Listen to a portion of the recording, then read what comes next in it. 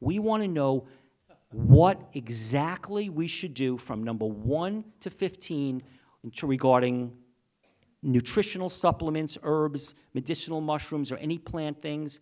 And number 2, from Margaret, what exactly do we do so we can be emotionally healthy?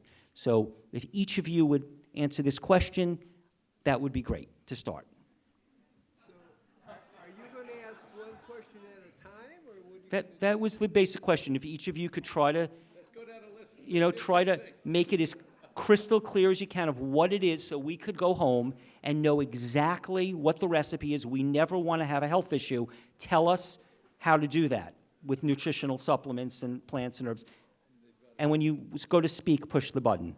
And then when you're done, push it again.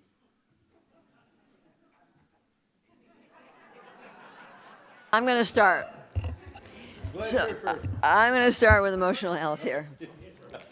So my journey has been really interesting because emotional health has been really, really important, but it's very tied in with physical health because many of you might know that health starts in the gut, and when your gut is out of balance, it creates toxicity that goes up into the brain and creates anxiety and depression.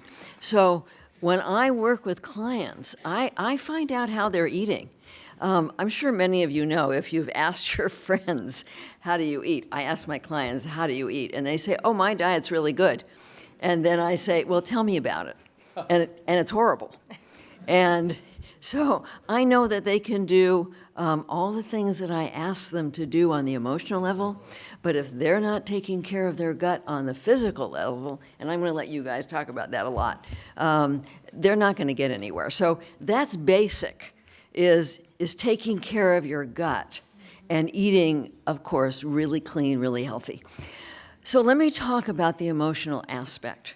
What healing is knowing who you really are in your soul essence, knowing that you're not your ego, what we call the wounded self in inner bonding, and being able to tap into a higher source of love and truth and wisdom.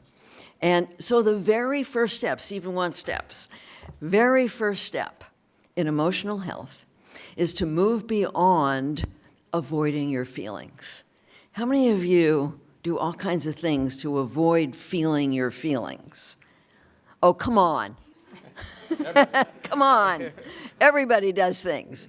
You do things like you judge yourself. You stay up in your head and you don't connect with your body. You turn to various addictions like food or alcohol or drugs, or you make other people responsible. You blame them for your feelings. So the very first step in emotional health is getting inside your body, moving out. This is a big journey to move out of here and into your heart and soul, because this is where your feelings are. And if you're in your head, you don't know what you're feeling. And emotional health is taking responsibility for your own feelings. Most of our feelings have an enormous amount of information for us.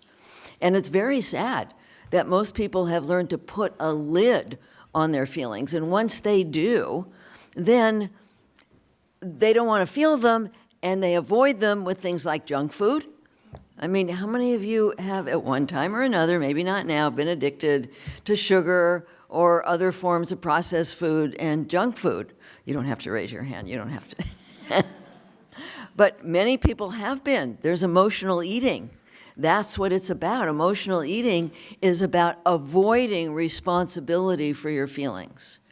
And when you learn how to take responsibility for your feelings, you become very motivated to eat well.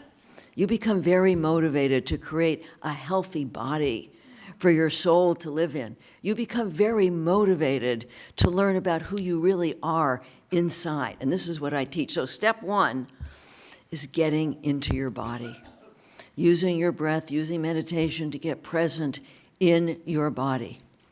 And then step two is, in the process we teach inner bonding, is that there's only two intentions. One is the intention to learn about loving yourself, and the other is the intention to avoid pain with some form of controlling behavior. So step 2, you open to learning. I'm going to be talking a lot about this tomorrow. And step 3 is you find out what your feelings are telling you. If you're feeling anxious or depressed or angry, these feelings are informational. They're telling you a lot of things, and you have to be willing to find out what they're telling you.